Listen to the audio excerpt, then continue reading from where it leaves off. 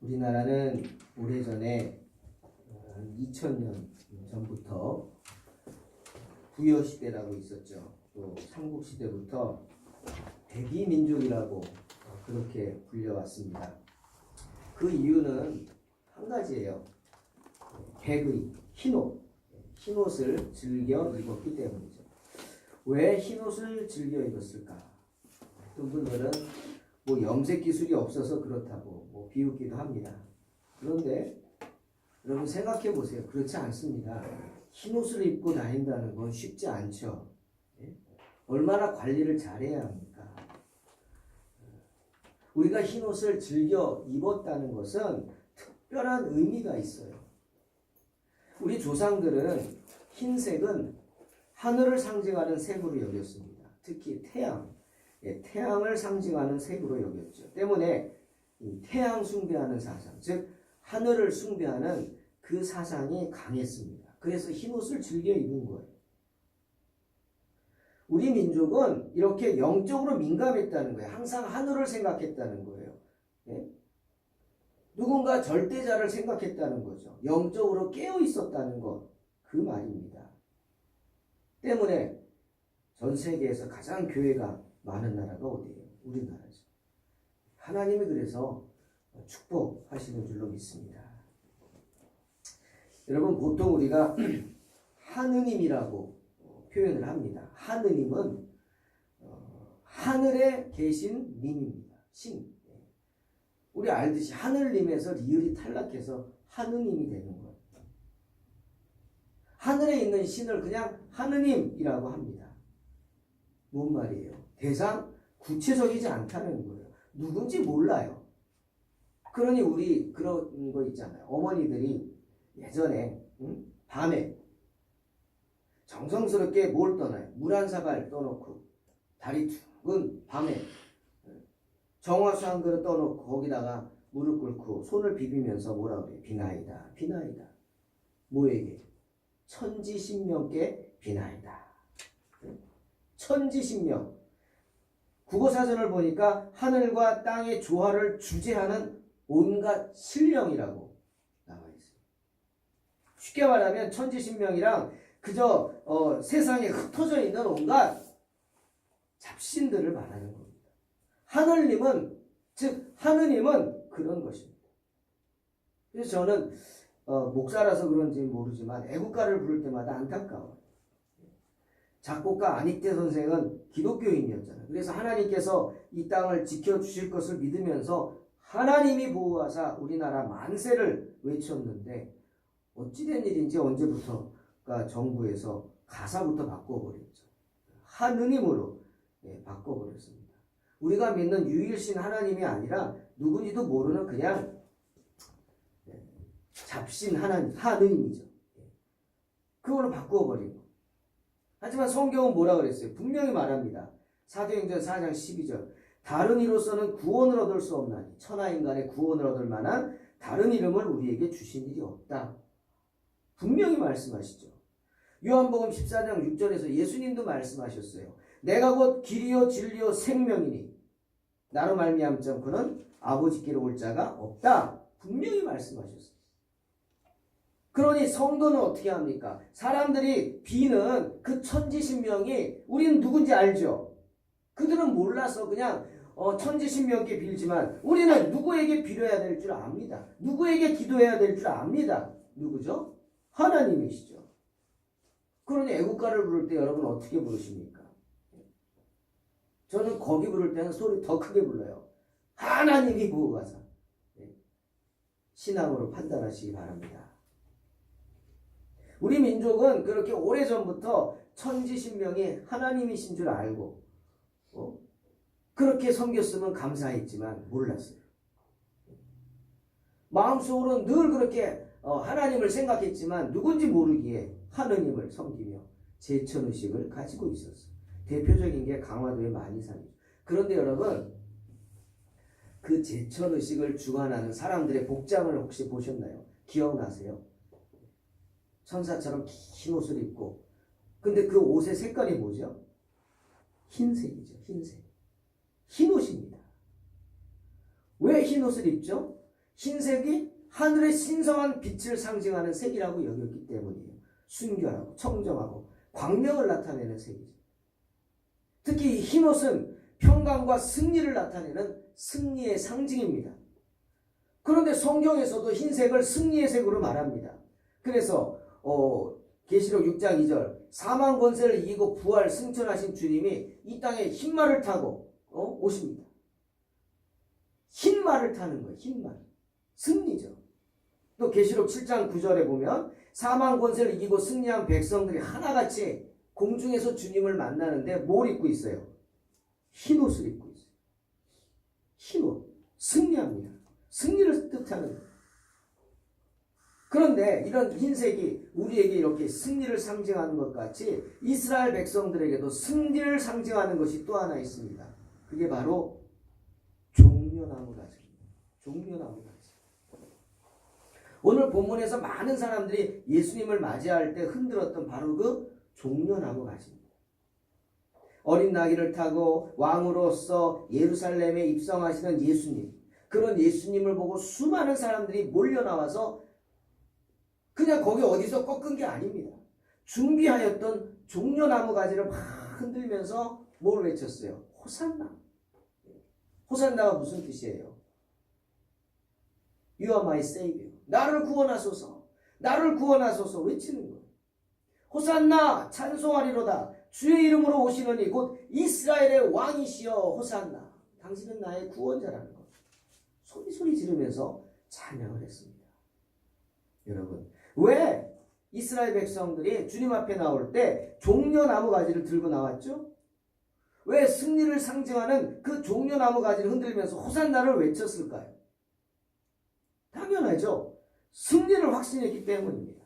주님이 왕이심을 의심하지 않았기 때문입니다. 골로새서 2장 15절 말씀처럼 사도 바울의 말처럼 정사와 권세를 벗어버려 밝히 드러내시고 십자가로 승리하신 분이 바로 예수 그리스도이심을 굳게 믿었기 때문입니다.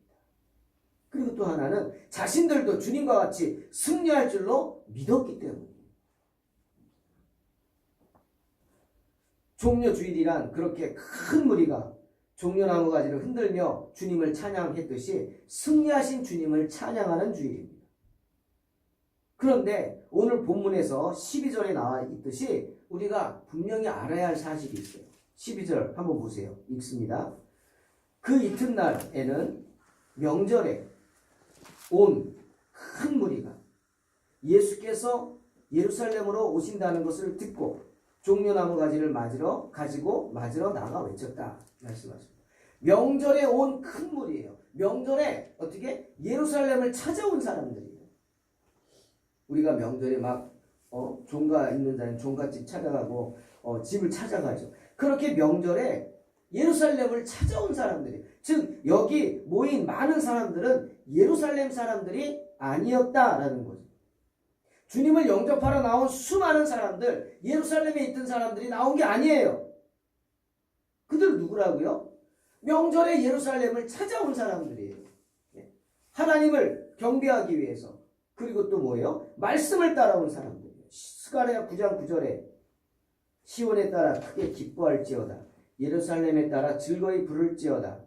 보라, 내 왕이 내게 임하나니 그는 공의로우며 구원을 베풀며 겸손하여서 나귀를 타나니 나귀의 작은 것 곧 나귀 새끼니라. 이 선지자의 말을 믿고 예언을 믿고 명절을 맞아 예루살렘에 올라온 사람들이라는, 그렇게 준비된 사람들이라는 거예요. 명절에 하나님의 약속을 기다리면서 메시아 되신 주님을 기다리던 사람들이라는 말입니다. 마태복음 4장 24절에 성경은 이렇게 기록하고 있습니다. 그의 소문이 온 수리아에 퍼졌다. 누굽니까? 예수님의 소문이 퍼진 거예요. 예수님이 어떤 분이라는 소문? 예수님은 구원자, 병 고치는 분, 귀신을 쫓아내고 우리의 모든 각양각색 병을 고치고 우리의 모든 문제를 해결해 주는 분이 예수님이다. 소문이 퍼졌어요. 여러분, 내가 다 죽어가는데 내 몸이 막 아파가지고 어쩔 줄 모르고 내 문제에 죄짐에 눌려가지고 정말 삶과 죽음을 하루에도 12번씩 오락가락하는 그 순간에 이런 주님의 소식이 이게 복음이죠. 기쁜 소식. 예? 이 복음이 들리면 여러분 어떡하겠어요? 아 그런가 보다. 예? 그런가 보다. 그냥 계시겠어요?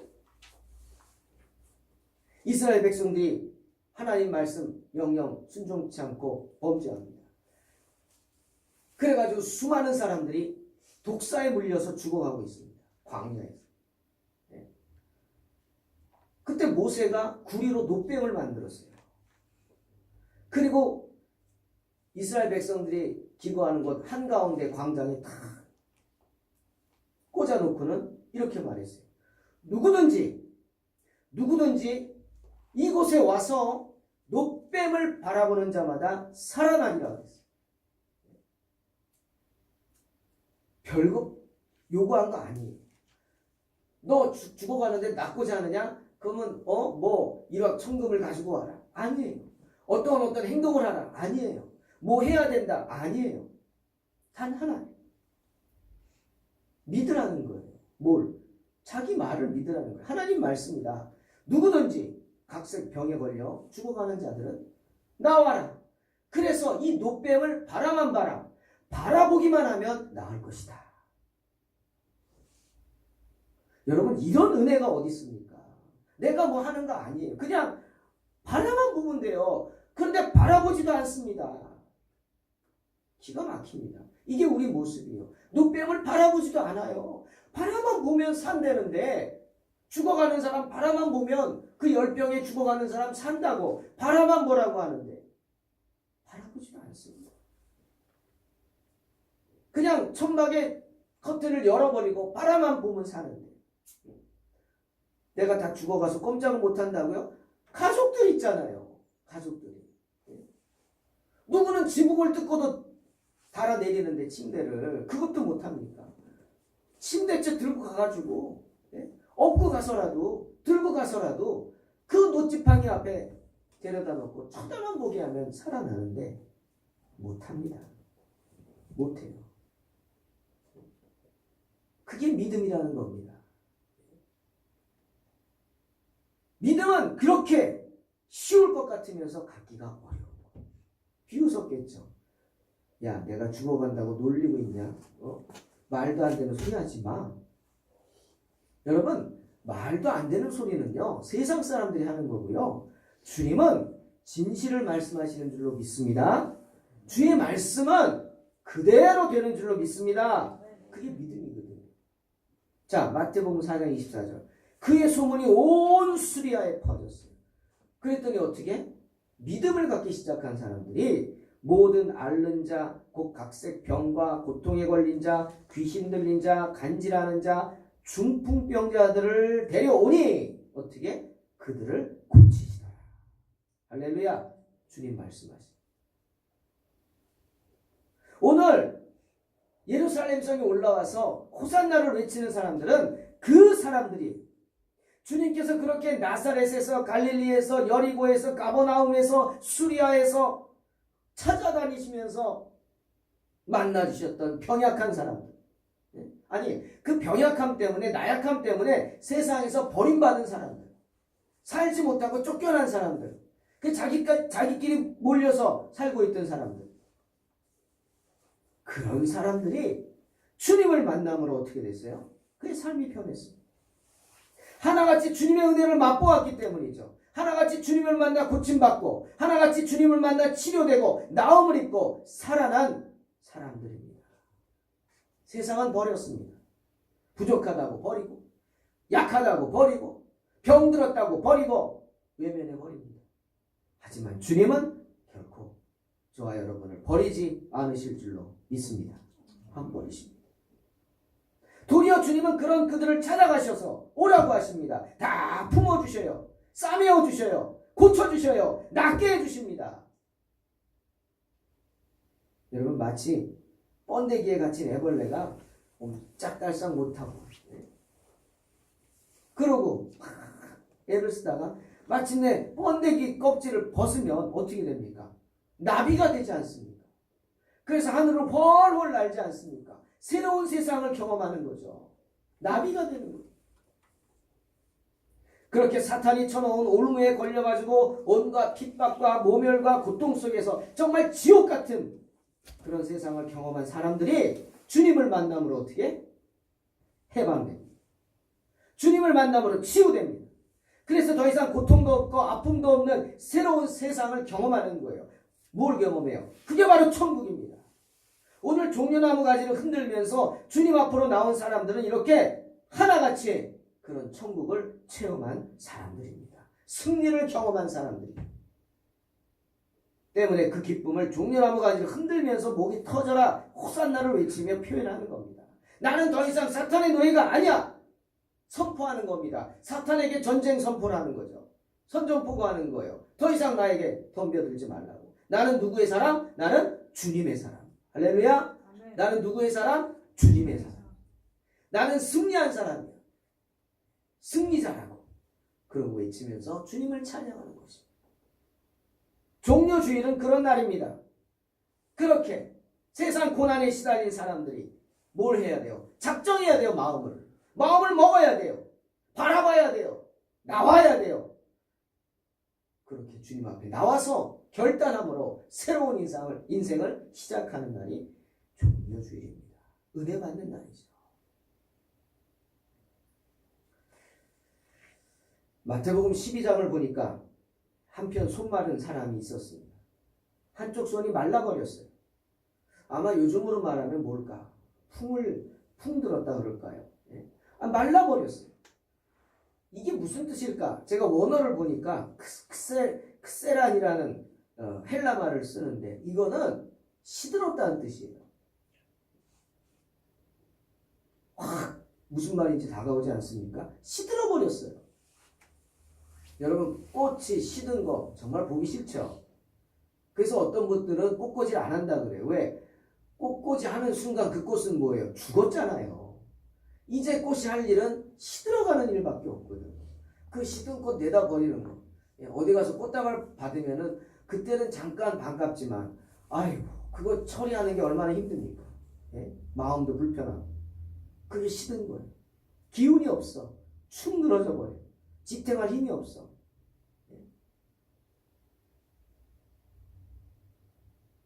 예배당안이 조금 추웠나 봐요. 화분 하나가 잘 자랐었는데 막 안 좋아졌어요. 그래서 어떻게든 살려보려고 애를 쓰는데 화원에 물어봤어요. 어떻게 하면 살리겠냐고. 살리고 싶다고. 그랬더니 그거 보더니 아유 목사님 조금 힘드시겠는데요. 그래도 살려보고 싶다고. 어떻게 하냐고 그랬더니 잘라버리래요. 다. 늘어져 있는 것을 다 잘라버려. 그래서 다 잘라버리고 밖에 비 온다 그래서 내놨어요. 살아나라. 여러분 시든다는 거는 그런 겁니다. 정말 있으나 마나한 거예요. 아니 있는 게 더 불편한 거예요. 한쪽 손이 그렇게 시들어 달려있어요. 아무 쓸모 없어요. 얼마나 불쌍한 사람입니까? 불편한 것은 고사하고 아마 이 사람은 더 괴로웠을 거예요. 뭐가? 사람들의 시선이. 이스라엘 사람들은 병들고 어디 장애가 있으면 다 하나님이 저주해서 그렇다고 생각했어요. 하나님의 저주를 받아 그렇다고. 그러니 얼마나 그 시선이 힘들었겠어요. 그러나 그렇게 저주받은 사람이라고 놀리는 시선 속에서도 마태복음 12장 10절을 보니까 이 사람은 어디에 있었어요? 회당에 있었어요. 회당을 떠나지 않았어요. 주님이 찾은 회당에 있었어요. 아, 주님이 오실 줄 알고 있었? 아니에요. 원래 그곳에 있었어요. 항상 그곳에 있었어요. 그런 상황 속에서도 나에게 아무 희망이 없는 것 같은 상황 속에서도 이 사람은 하나님을 향한 믿음을 잃지 않았다는 거죠. 그런데 그렇게 불쌍한 사람을 앞에 두고 사람들이 뭐라고 합니까? 주님, 이분 좀 불쌍히 생각해 주세요. 이분이요, 이런 고통 속에서도 회당을 떠나지 않고 자기 자리를 늘 지키면서 기도하는 사람입니다. 그런 분이에요. 라고 하면서 주님께 고쳐달라고 말씀하면 얼마나 좋겠어요. 근데 아니에요. 오늘 본문 보니까 아니라고. 이 사람은 버린 사람이에요. 아예 이 사람을 통해서 예수님을 시험 들게 해야겠다. 뭐 이런 생각을 했나 봐. 그러니 따지듯 묻습니다. 주님, 여기 이렇게 한편 손 마른 사람이 있습니다. 이 사람 어떻게 하실 겁니까? 안식일인데 병 고치는 게 옳습니까? 아닙니까? 따지듯 묻습니다. 정말 악한 사람들이죠. 불쌍한 사람을 앞에 두고 자기 의의를 자랑하면서 예수님을 시험하려고 하는 정말 악한 사람들. 안식일에 율법대로 병 고치면 안 된다 이거죠. 왜? 안식일에 언제 병 고치지 말라고 율법에 있어요. 일하지 말라고는 있지만 이 사람들은 병을 고치는 것도 일이라고 생각한 거죠. 그러자 주님이 그들의 악함을 아시고 한 예를 듭니다. 바로 안식일에 구덩이에 빠진 어린 양입니다. 너희들 생각해봐라. 누가 안식일이라고 어린 양이 구덩이에 빠져서 죽어가는데 그냥 죽게 놔두겠느냐. 그게 만약 너희 양이라면 어떡하겠냐. 다 생각 안 하고 빨리 가서 구하지 않겠냐고. 그게 사람이죠. 하물며 양이 아니라 사람이 죽어가는데 그런 사람을 보고 넌 그냥 죽어라. 안식일이니까 넌 그냥 죽어라. 그렇게 하는 게 옳겠느냐? 너희가 생각하라. 그 영혼을 구원한, 한 영혼을 구원하는 게 일하는 거라고 비난하겠느냐? 그러고 책망하십니다. 그러더니 그 안식일에 그 한편 손 마른 사람을 바라보며 그에게 구원을 선포하죠. 손을 냅니다.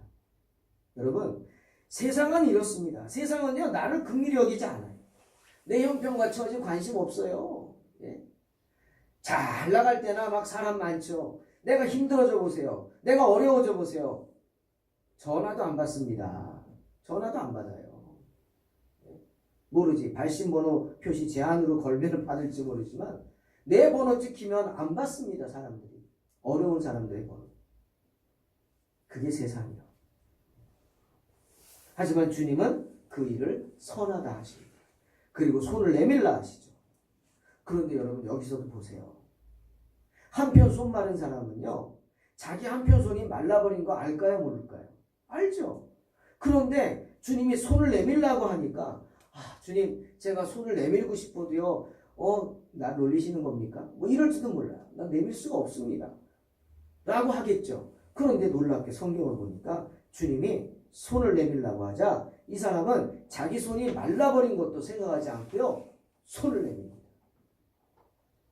저는 이 장면을 볼 때마다 눈물이 글썽여져요. 이게 믿음이구나. 믿음은 뭐예요? 바라는 것들의 실상. 이 사람이 바라는 건 뭐예요? 내 손이 고쳐지는 거거든요. 믿음은 뭐라고요? 바라는 것들의 실상. 믿음대로 될지어다. 주님 말씀하시는 거예요. 여러분 주님을 만나면 이렇게 생각이 바뀌는 겁니다. 마가복음 11장 23절 내가 진실로 너희에게 이르노니 누구든지 이 산더러 들려 바다에 던지라 하며 그 말하는 것이 이룰 줄 믿고 마음에 의심치 아니하면 그대로 되리라. 말씀하십니다.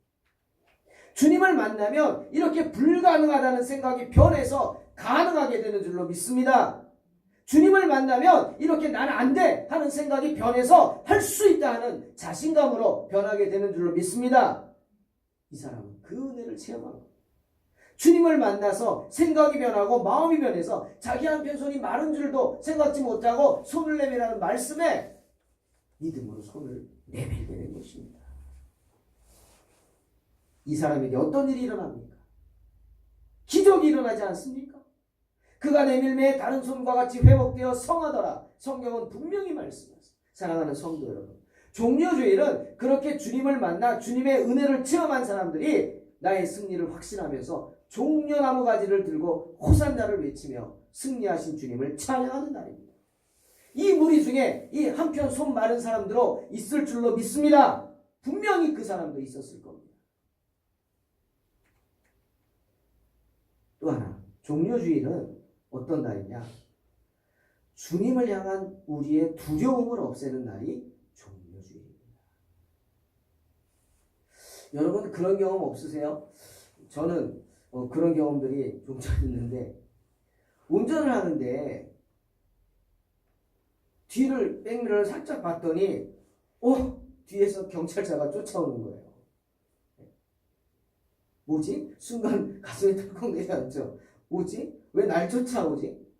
근데 자꾸 내 뒤를 쫓아오는 것 같아요. 내 뒤를 쫓아와.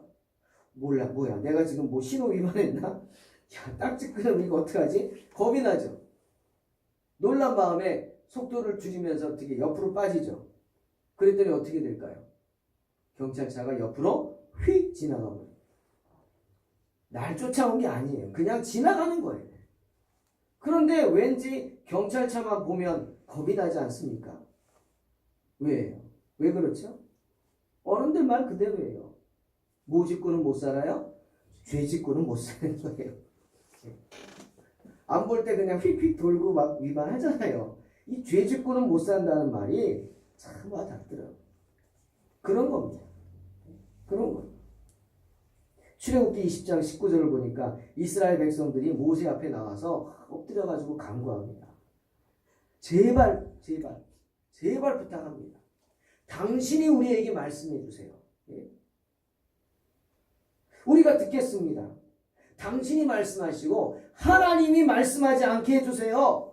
우리가 죽을까 하나이다. 라고 말합니다. 예?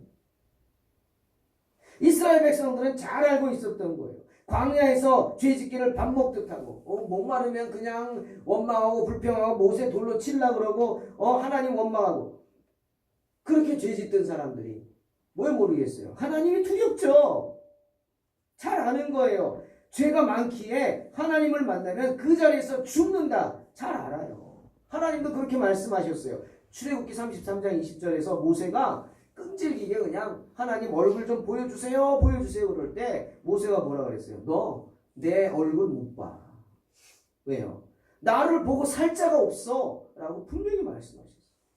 주님은 빛이고 죄는 어둠인데 어떻게 어둠이 빛과 함께 할 수 있습니까? 안 되죠. 하나님을 만나면 다 죽는 거예요.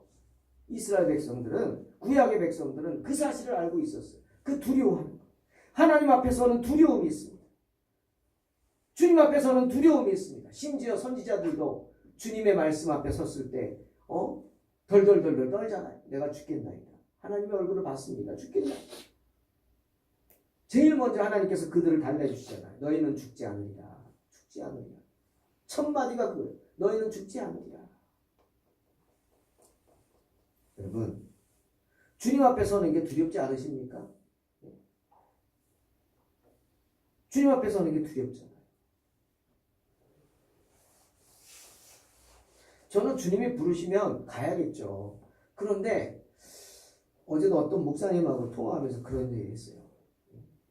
너무 요즘 교회들이 힘들고 전도도 안 되고 기독교를 기독교라고 그러지 않고 뭐 엑스도교 막 이렇게 얘기하고 그런 세상이 되다 보니까 다 그립니다. 주님이 빨리 오셨으면 좋겠다고 그러더라고요. 그래서 제가 그랬어요. 부끄럽지 않냐고. 부끄럽지 않냐고. 난 부끄럽다고. 두려운 게 아니라 나는 부끄럽다고. 주님 앞에 섰을 때. 너 뭐 하다 왔니? 그러면 뭐라 그럴 거예요? 주님 교회에 세우고 섬기려고 하다 왔습니다. 당당하게 말해야 되는데 한편으로는 주일 걱정하다 왔습니다. 네? 교회를 어떻게 지켜나갈까 걱정하다 왔습니다. 돈 걱정하다 왔습니다. 뭐 그럴 거 아니에요 다들. 부끄럽다. 여러분 우리는 그런 마음으로 살아갑니다. 요즘은 주님이 두려운 게 아니라 아마 주님 앞에 서는 게 부끄럽겠죠. 성도로서. 성도답게 살지 못했으니까. 여러분 욥 아시죠? 욥이 얼마나 경건하게 살려고 노력했어요. 주님이 인정하셨잖아요. 그래서 욥기 1장 1절 보니까 하나님이 사탄을 앞에 세워놓고 자랑하십니다. 너 욥 알지? 욥과 같은 의인 봤냐? 욥은 순전하고 정직하고 하나님을 경외하며 악에서 떠난 자라고. 이렇게 칭찬하시는 욥이었어요. 그런데 그런 욥도 사탄의 계략에 걸려서 고통받지 않습니까? 그런데요, 욥기 13장 26절 여러분 분명히 한번 꼭 보세요. 욥기 13장 26절에 욥이 이런 말을 합니다. 그런 극심한 고통 속에서 우리로 하여금 깨닫게 하는 귀한 말씀합니다. 뭡니까? 주께서 나를 대적하사 괴로운 일들을 기록하시며 나로 나의 어렸을 때 지은 죄를 받게 하시나이다. 이렇게 말합니다. 여러분 이게 무슨 말이죠? 나의 고통을, 괴로운 일을 기록하신다? 그만큼 힘들다는 거예요. 하나하나 내가 그 고통을, 괴로움을 기록할 수 있을 정도로 구체적이라는 거죠. 근데 그 다음만 뭐를 받게? 죄를 받게, 고통받게. 뭐 때문에? 내가 어렸을 때 지은 죄 때문에. 내가 어렸을 때 알고 지은 죄, 그리고 또 뭐? 모르고 지은 죄. 그 죄까지도 생각나게 한다는 거예요. 여러분 혹시 기도하다가 예전에 지은 죄를 생각하고 피식 웃지 않습니까? 부끄러워서? 생각나게 하는 거 있어요? 어떻게 해야 돼요? 회개해야 합니다. 저도 기도하다가 옛날에 예수 믿기 전에 지은 죄들 막 생각나요. 예? 회개하게 하시는 거예요. 회개해야 돼요.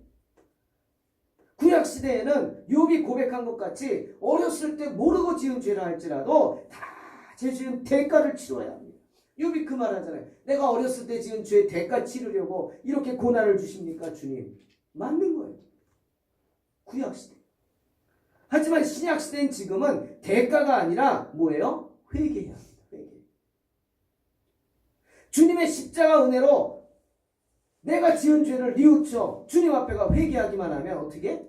용서받는 거예요. 그러니 어떻게 해야 돼요? 회개해야 돼요. 회개. 주님은 그 어렸을 때 지은 죄까지라도 회개하라고 우리로 기도하게 하십니다. 그러니 이스라엘 백성들에게 왕이신 주님이 얼마나 두려웠겠어요. 근데 그런 왕이신 주님이요, 예루살렘 성에 왕으로 입성하는데 뭘 타고 갔어요?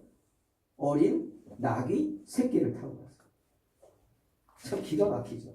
왜일까요?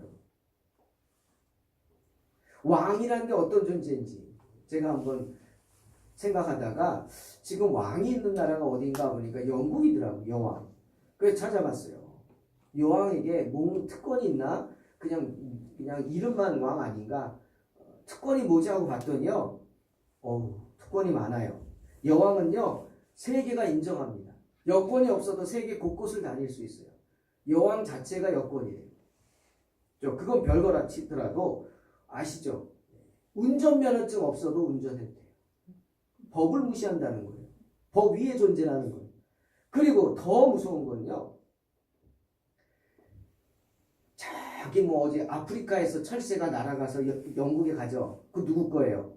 여왕 거예요. 모든 야생동물이 여왕 거예요. 소유예요. 야생동물을 잡았다. 여왕의 재산을 훔쳐간 거예요. 더 대단한 거 있어요. 여왕은요, 어떤 죄를 지어도 체포할 수 없어요. 다 용서가 되는 거예요. 그게 여왕이더라고요. 아, 그렇구나. 정말 그렇지. 왕은 뭐예요? 사람을 죽일 수도 있어요. 왕은 사람을 살릴 수도 있어요. 끌어내, 죽이는 거예요. 죽어가는 사람도 야 살려줘, 살리는 거예요. 이게 왕의 특권이에요. 그런 왕인이 얼마나 무섭고 두렵습니까? 그런데 예수님이 그런 한 나라의 왕도 아니고 온 세계, 온 우주의 왕이신 주님이 예루살렘 성에 왕으로 입성하는데 뭘 탔다고요? 어린 나귀 새끼를 탔어요. 휘황찬란한 마차가 아니에요. 그러니까 얼마나 기가 막힙니까? 아니, 기가 막힌 건 둘째치고요, 우스웠을 거예요. 어린 나귀 새끼가 작년 큰 어른을 태우고 올라가는 거 생각해 보세요. 얼마나 힘들었겠어요. 예? 느릿느릿, 뒤뚱뒤뚱. 비웃죠. 유대인들이 비웃죠. 제사장의 무리들이 얼마나 비웃었겠어요. 그런데도 주님은 그런 비웃음을 무릅쓰고 어린 나귀 새끼를 타고 예루살렘에 입성하셨어요. 왜? 왜일까요? 단 하나. 바로 저와 여러분의 두려움을 없애주시기 위해서. 감히 왕이신 하나님께 다가서지 못하는 우리가 그런 두려움 없이 주님 앞으로 나오게 하기 위해서예요. 다시 한번 생각해 보세요. 주님이 누구시죠? 소경의 눈을 뜨게 하신 분. 안진뱅이를 일으키신 분이에요. 한편 손 마른 자 말씀 한마디로 고친 분이에요. 그렇게 죽은 자 나사로를 살린 분, 기적을 행하시는 분이에요. 더러운 귀신도 내쫓고요. 그렇게 기적을 행하시는 주님 앞에 어떻게 감히 나아갈 수 있어요? 그러니까 혈루증을 앓던 여인 보세요. 자기가 지은 죄, 그 여자가 어떻게 살아왔는지 모르지만 아무튼 그 자신의 삶을 돌아보면서 너무나 부끄럽고 죄 많은 내가 어떻게 주님 앞에 가서 주님 나 좀 살려주세요. 못한다는 거예요. 그래서 이 혈루증을 앓던 여인이 생각한 게 뭐예요? 나는 주님 앞에 나갈 수가 없어. 두려운 거예요. 주님 앞에 서는 게. 왜? 주님 만났다가 내 죄가 다 드러날까 봐. 하지만 나는 고침받고 싶고 믿음은 있고 어떻게? 주님 뒤에 가서 그냥 몰래 옷자락만 한번 만질 거야. 그럼 내가 구원을 받을 거야. 이 혈루증을 앓던 여인이 그런 믿음을 가졌던 이유가 뭐냐? 바로 주님이 두려웠기 때문에. 죄 지은 자의 모습이죠. 이스라엘 백성들에겐 그런 두려움이 있었단 말이에요. 여러분 생각해 보세요. 만약 주님이 하늘에 불말이 이끄는 불병거를 타고 예루살렘 성에 입성했다고 해보세요. 호산나가 나옵니까? 여러분? 고꾸라지겠죠, 그 앞에. 아니, 죄가 많으니까 거기서 불에 다 타 죽었을지도 몰라요. 그렇죠. 때문에 주님은 자신 앞으로 나온 많은 사람들의 그 두려움을 없애주기 위해서 겸손히 나비 새끼를 타신 거예요. 느리 예루살렘 성으로 그렇게 올라가신 거예요. 그러니 그 자리는 어떤 자리예요? 어린아이도 뛰어서 막 호산나를 외칠 수 있는 잔치 자리가 된 거예요. 축제 자리가 된 거예요. 예? 나를 살려주시고 내 가족을 살려주신 그런 주님의 은혜에 감사하면서 주님을 찬양할 수 있는 두려움의 자리, 심판의 자리가 아니라 그 은혜에 감사하는 다들 노래하고 춤추고 찬양할 수 있는 화평의 자리, 축제의 자리가 될 수 있었던 것입니다. 시온에 따라 크게 기뻐할지어다 예루살렘에 따라 즐거이 부를지어다. 스가랴의 말씀처럼 이제 이스라엘 백성들은 두려워하는 게 아니라 크게 기뻐해야 합니다. 주님의 은혜를 생각하며 즐겁게 찬양해야 합니다. 그렇게 종료주일은 죽을 수밖에 없는 죄인들이 주님의 은혜로 그런 두려움을 이기고 주님 앞으로 나아가는 이 날입니다. 사랑하는 성도 여러분, 요한복음 12장 47절에서 주님 이렇게 말씀하셨어요. 사람이 내 말을 듣고 지키지 아니할지라도 내가 저를 심판하지 아니하노라. 내가 온 것은 세상을 심판하려 함이 아니요 세상을 구원하려 함이로라. 어떤 분이 교회 오라고 전도하고 했더니요, 저보고 그런 말을 해요. 목사님, 제가 어떻게 교회를 나가요? 부끄러워서. 주일도 제대로 못 지키고 부끄러워서 어떻게 나가냐고. 목사님도 저를 어떻게 보시겠냐. 그 제가 뭐라 그랬는지 아세요? 저는 이상하게 안 보거든요. 난 내가 할 일이 있거든요. 뭐예요? 당신을 교회 나오게 하는 거예요. 예배의 자리로 초대하는 거예요. 그 다음은 누가 하세요? 주님이 하시는 거예요. 혼을 내도 누가 내세요? 주님이 내시는 거고요. 책망을 해도 누가 내세요? 주님이 책망하시는 거예요. 나는 당신을 예배 자리로 초대하는 거예요. 두렵냐고. 그 두려움을 해결하시라. 주님을 두려워하는 거지만 그 두려움이 해결돼야 주님 앞에 나올 수 있겠죠? 종료주의는 그 두려움을 해결하는 날이에요. 오늘 말씀처럼. 여러분, 에이 벼락 맞아 죽을 놈아 이런 말 하지 마세요. 왜 그런 말 하잖아요. 에이 벼락 어디 갔어? 벼락 안 떨어지냐고. 에이 당장이라도 벼락 맞아 죽어야 되는데. 아니요. 벼락 안 내려요. 그건 주님의 뜻이 아니에요. 십자가상에 한편 강도 생각해 보세요. 벼락을 맞아도 100번을 맞았죠. 그 사람은. 근데 끝까지 벼락 안 맞았어요. 아니? 뭐 맞았어요? 은혜의 벼락 맞았어요. 은혜의 벼락. 은혜 받아서. 예? 마지막 순간에 오늘 내가 나와 함께 낙원에 있으리라 주님께 초대받고 낙원으로 갔어요. 할렐루야. 벼락 맞아야 되는데 벼락 안 맞았다니까. 이게 주님의 마음이에요. 우리가 죄를 지어도 바로 죽지 않는 이유 여기 있는 거예요. 주님은 끝까지 기다리시는 거예요. 끝까지. 아무리 큰 죄인이라 할지라도 그 자리에서 벼락 맞아 죽지 않습니다. 주님은 벼락을 내리려고 오신 게 아니에요. 심판하려고 오신 게 아니라 구원하기 위해 오셨단 말이에요.